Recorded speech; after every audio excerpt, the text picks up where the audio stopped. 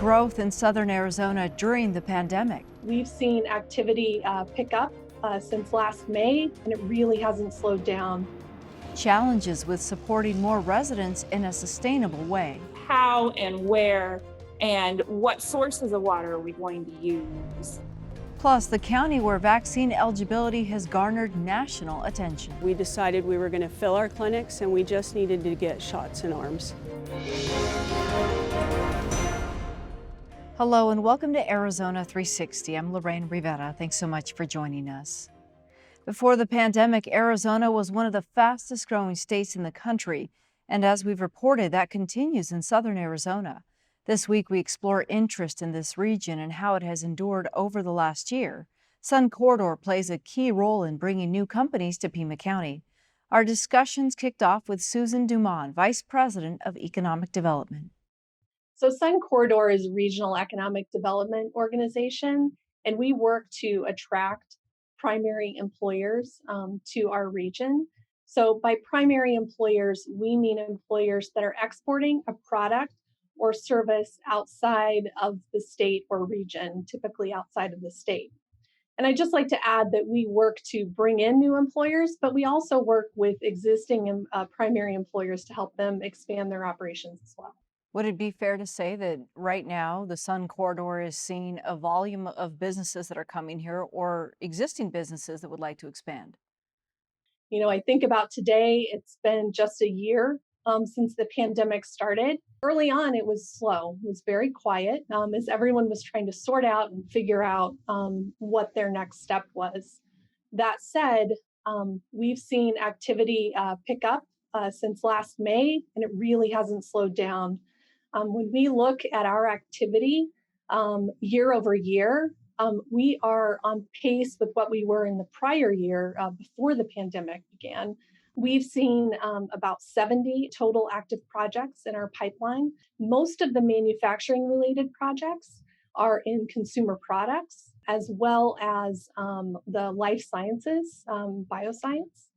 And then in transportation and logistics, as you can imagine, we've seen a tremendous amount of activity in e-commerce. I think everyone over the past year has gotten familiar with e-commerce. If you weren't before the pandemic, you certainly are now. What do you attribute this growth to? I mean, the pandemic has presented all sorts of challenges. One of the last things that many of us would think about is growth or development in southern Arizona. We were positioned well prior to the pandemic, and I think that we are just continuing to grow on those strengths. So some of those strengths are that we have less density than other large urban areas. We have a lack of natural disasters, which is important for continuity of operations.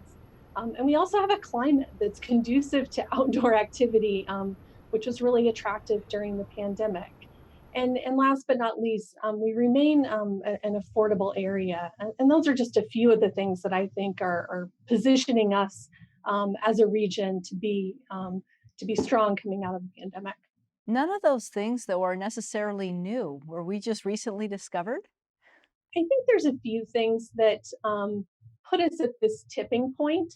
In the last several years, our population has exceeded 1 million. And when you go through the site selection process with companies, they're often looking for, key points, key boxes to check, if you will. And sometimes those factors can get you more attention. Additionally, what I would say is that we've received a lot of national attention for our growth, particularly in the tech sector over the last several years. CBRE named us, the number one up and coming tech talent region. And then just recently, Pima County was named the number one county in the United States for tech talent growth over the last 5 years. One of the things that has been said is that these people are not moving here for jobs. They're bringing their jobs with them. This advent of remote working has really taken off. But as the pandemic hopefully winds down, where will that take this industry that you're describing in the near future? I think the jury is still out on what the future of work is going to look like as it relates to remote working and work from home as employees try to onboard new members of their team and get them involved in the company and the culture. They're still trying to figure it out. So we haven't seen on the ground um, how this is all going to play out. We think it's going to take a little bit more time. And as far as activity in the region, we haven't seen a lot of office related projects because companies are still trying to sort this out. Although they do know they're going to have some sort of physical presence, they're just not sure exactly what that footprint is going to look like. This sort of activity draws enthusiasm from places like Sun Corridor. What does that tell you about the near future, 6 months, a year perhaps? So in the near future, I think we're going to continue to see the manufacturing sector as well as transportation and logistics, specifically e-commerce, um, demonstrate an interest in our region and likely select our region. We have a couple of exciting projects on the horizon that we hope will make a decision soon and make a location announcement soon. And we also believe that over the next 6 months to a year that we're going to continue to see inbound attraction of talent, individuals that want to live in this region. It was already a popular place for people to choose to live, and we think that that is going to continue, which will put us in a great position because the number one thing that companies are looking for when they come to us is talent. Do we have what they need today? Do we have a talent pipeline of K-12 community college and universities? And do we have the workforce programs in place that work with businesses to provide them the kind of training they're going to need in the future? Thank you for your insight, Susan Dumont, Vice President of Economic Development for Sun Corridor. As more people relocate to Pima County, developers are taking note. This year, Meritage Homes announced plans to break ground on housing communities in Marana and Vail that will add more than 200 homes. Regional President Jeff Grobstein discussed the company's interest here and how the pandemic challenges construction. We're seeing a great variety of different buyer profiles that are coming to Tucson. We see a lot of people that are moving out of urban areas, such as the California coastal areas, where it's just very crowded, and we're seeing people who want the wide open space. But then, with the great interest rates that we're seeing, it is driving a tremendous amount of demand because it truly is a better opportunity to own than to rent. So, for the first time home buyer and what we call the first time move up buyer, the payments are so advantageous where a person can own a single family home that they don't have to rent and basically throw away their money. Can you give us an idea of how quickly you're building homes or what's been new for you on the business end? Yeah, on the business end, there are some challenges that we've obviously encountered with the duration of the building cycle time. Because there's this spike up in demand, it does create a little bit of a lag time due to labor as well as other COVID related shortages in terms of manufacturing. We're seeing quite a few delays in different types of the materials that are coming out. One of our crews visited a site that you have in the Marana area. Has the pandemic, and I know you talk a bit about some of the delays, but has the pandemic shifted your work at all? Well, there's no question that we, want to be much more safety conscientious in terms of our sites and people working on top of each other in the home. So that does account for a little bit more lag time because we want the employees of our trades, our subcontractors and trade partners to be safe, as well as our employees who manage the sites, whether it be our sales force or our construction managers. I know that you do have homes for active adults, but then you also have single family households. What are you hearing about why people are moving to Arizona right now? Well, first of all, the affordability of Arizona is excellent. Okay, so we still have homes that are priced that you can get a brand new energy efficient home in Arizona, particularly Tucson area, different parts of Tucson, in the low to mid 200s, which is really unheard of. We are seeing those entry level prices creep up into the high 200s and low 300s.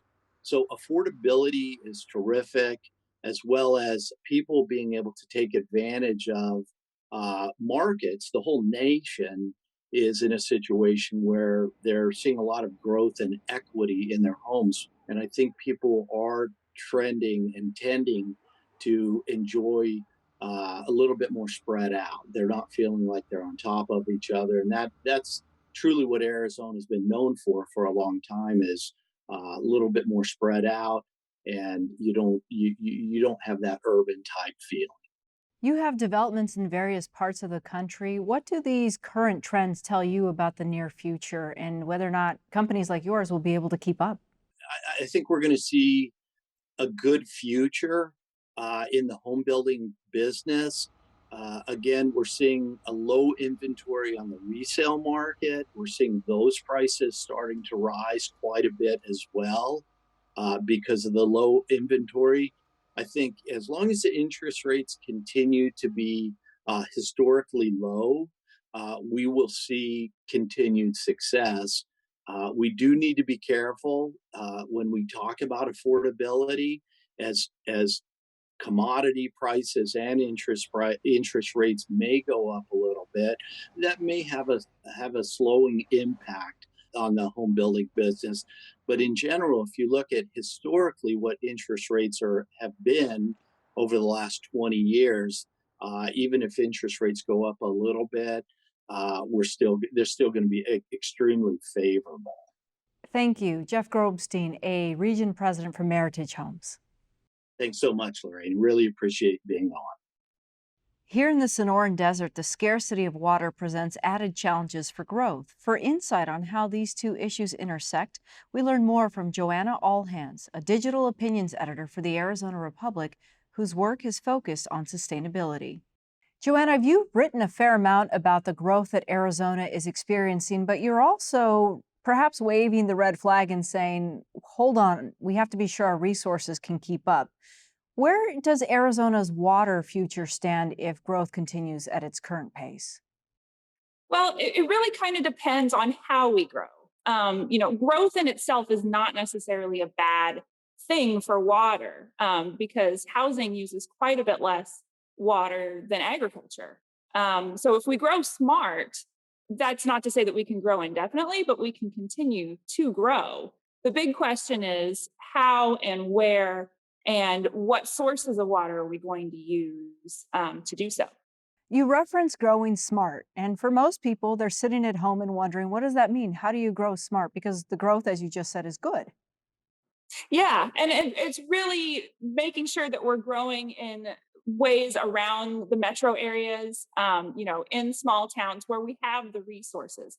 I think probably what has raised concern for a lot of people is that, a lot of development has sort of leapfrogged over some of the agriculture that we thought was going to be replaced.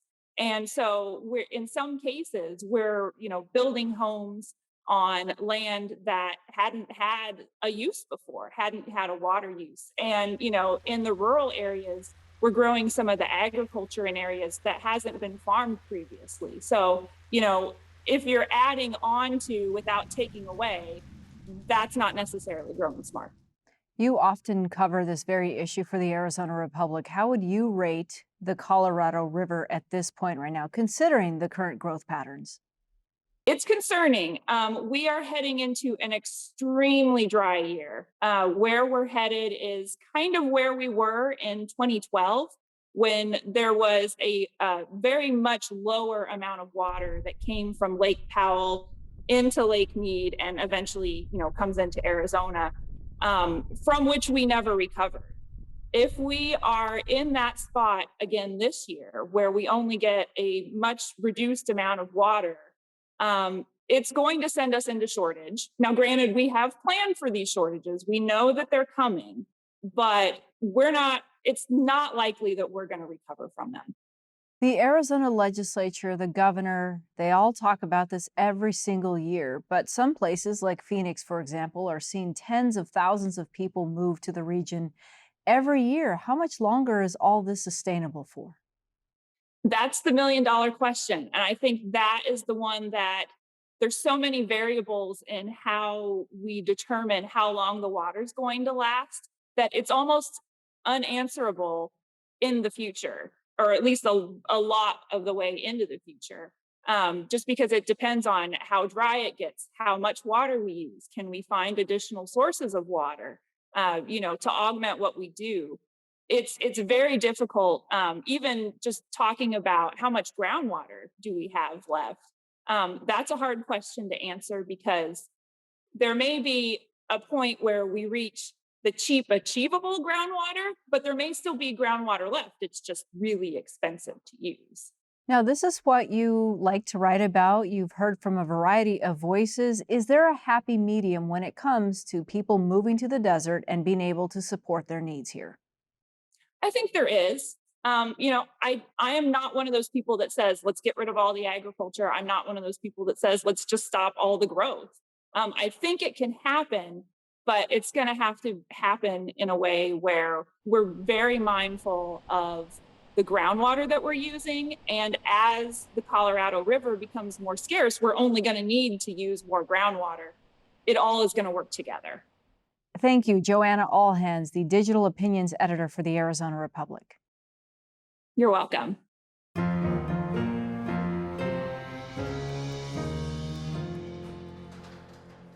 Arizona marked a milestone this week with the announcement that more than 1 million residents are fully vaccinated against COVID-19.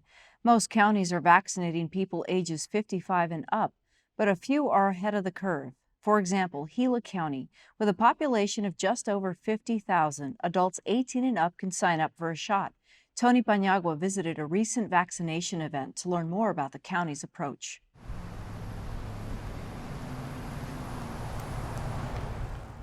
Gila County is east of Phoenix and north of Tucson, relatively close to the majority of the state's population. We are the heart of Arizona. Gila County is right smack in the middle of Arizona. That slogan carried a special meaning the weekend of February 14th. The county offered more than 1,000 people something special. We got our first shot in the Valentine's Days, so it was my gift. 4 weeks later, they're lining up again at High Desert Middle School in Globe for their second dose of Moderna's COVID-19 vaccine. Sasha Shuck lives in Tucson but works for a mining company in Gila County, so he and his wife qualify for the vaccine. Both are in their early 30s. I hope that everybody with my same age can get the vaccine. Yeah. They would not be able to get the vaccine yet in many other places where eligibility is currently limited to groups that include healthcare workers, teachers, or those 55 and over. How are you doing today? I'm good. You're the same one I had last time. Oh, awesome. There's your card back.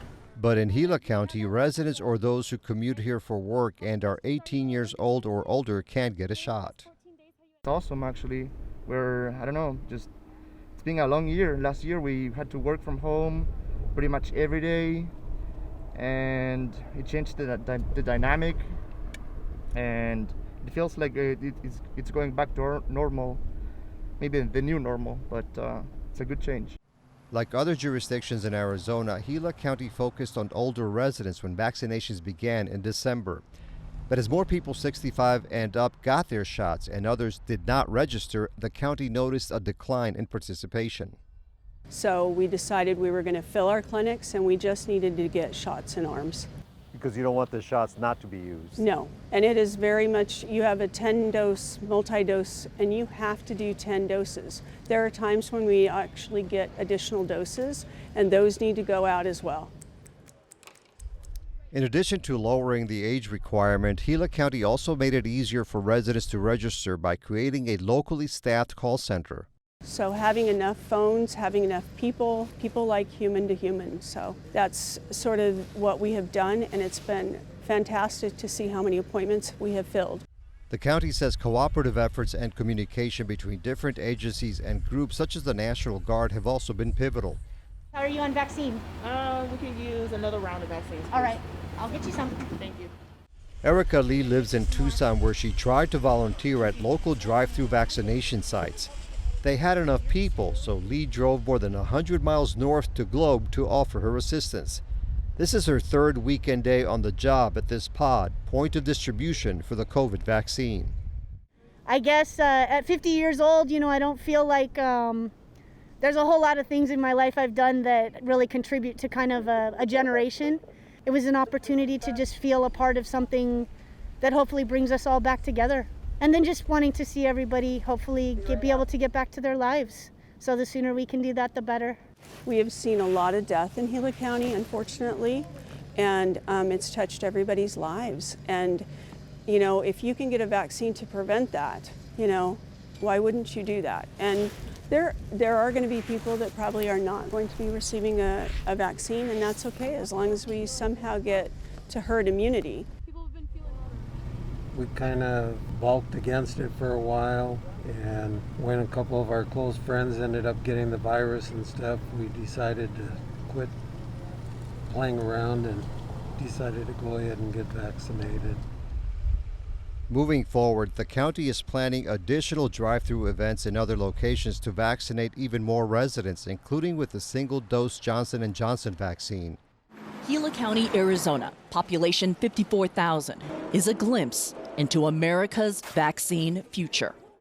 Gila's efforts have attracted state and national attention in recent weeks. I was born and raised here, and to look at it from their perspective has been really, it kind of gives me goosebumps, because I think about, we have a lot to offer in rural Arizona, and for people to maybe come out eventually, maybe we'll get some tourists to come through and educate people on the importance of rural health. The CDC is tracking variants of the coronavirus that it considers concerning.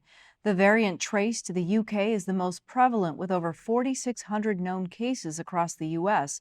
That includes at least 39 cases in Arizona. To find out how these variants evolve and whether the current vaccines are effective at protecting people from them, we got insight from University of Arizona virologist Felicia Goodrum. So the variants are a potential concern because they could result in increased transmission or increased disease and hospitalizations or death. That's a major worry with the variants, but they're also of a big concern because now that we have vaccines, they possibly have the ability to get past those vaccines. And so they are a concern. However, I would just qualify that with the fact that viruses, as they replicate, they mutate. And so variants and mutations are to be expected. That is not something that's unusual. So the important thing right now is that we limit transmission as much as possible so that we can get people vaccinated before we have variants emerging that can get past the vaccine. How do variants evolve naturally? Okay, so as viruses replicate, they will accumulate small mutations in their genomes that results in a variant.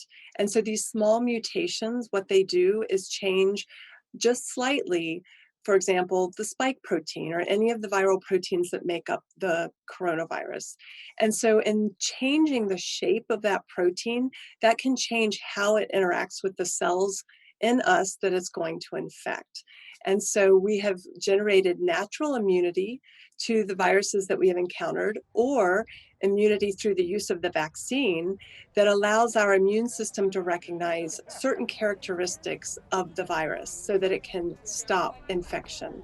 But what variants do is change the virus just ever so slightly to allow it to escape past that either natural immunity or vaccine-induced immunity. And the current COVID-19 vaccine that many people across the state and across the country are receiving won't prevent against this particular variant or these variants that are emerging? So there's good news there, in that so far the vaccines are still effective against all the variants that have emerged. Some of the vaccines may have slightly reduced efficacy, but remember, in the case of the RNA vaccines, these vaccines are over 90% effective. And so even a slight reduction still leaves us with an incredibly effective vaccine.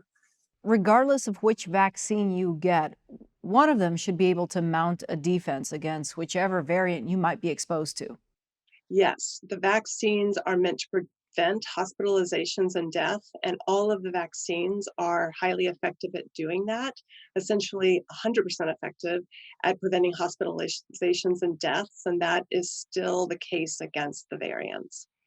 How does this complicate things moving forward when so many of us were thinking that there's light at the end of the tunnel and we'll be on the other side of this soon?